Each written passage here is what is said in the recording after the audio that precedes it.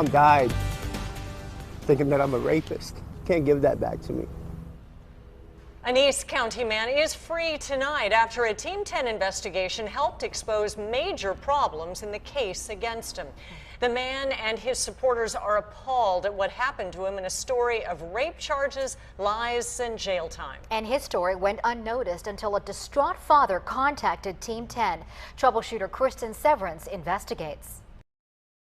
Everyone in my family thinks I'm a sex offender. They think I'm a rapist. Everyone does. Scott Espinosa was facing 35 years in prison. He was convicted of 6 felonies, including rape by force and pimping.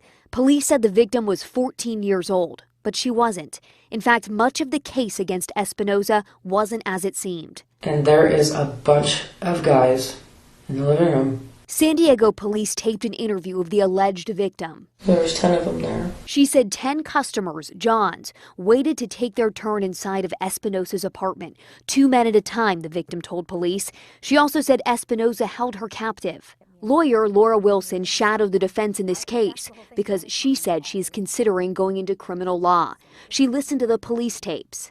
She comes back the second interview 2 days later where the prosecutor even asked her about these 10 men, and she said, oh, well, yeah, that never happened.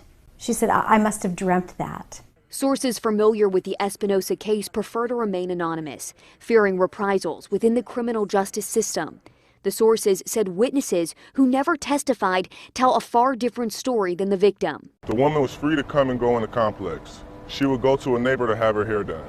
She would go to another neighbor to smoke a cigarette. In fact, several witnesses told Team 10 and investigators that Espinosa put the victim up at his apartment because she said she was homeless. And it turns out the victim is not 14, but at least 22 years old at the time, with 3 children. She does not hold custody. Still, the jury found Espinosa guilty. I was in jail for 589 days, I believe. Like almost 19 months. Espinosa said hard time isn't the worst thing that happened. His mother committed suicide while he was in prison. She was convinced her son was there for life. You know, my mom died thinking that I'm a rapist. Can't give that back to me.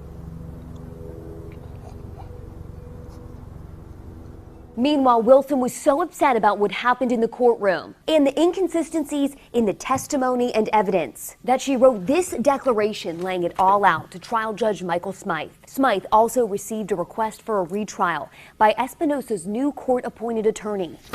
Team 10 cameras were there when the judge agreed to a retrial, but it never happened. Some nights I can't sleep just thinking about it. Team 10 tracked down the 22-year-old woman's mother in Oregon.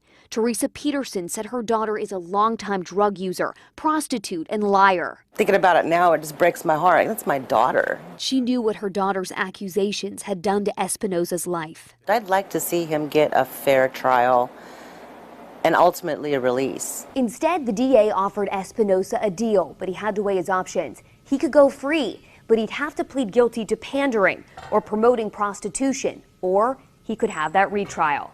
Espinosa took the plea deal. He said he couldn't trust the justice system to get it right the second time. It's almost like a dreaming, like a dreaming going to wake up. His dad was there to greet him as he left jail. Love you so much. And so was Team 10. Oh, you ain't dreaming, brother. Now, we would never reveal the name of a sexual assault victim, but in this case, all rape charges against Espinosa were dropped. And it's not clear tonight where Leslie Peterson is today. Not even her mother knows.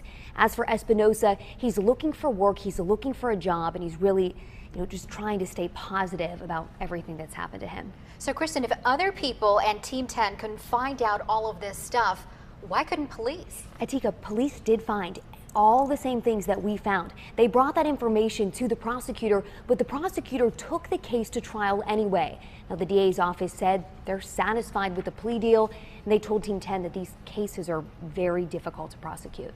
Thanks, Kristen. You're welcome.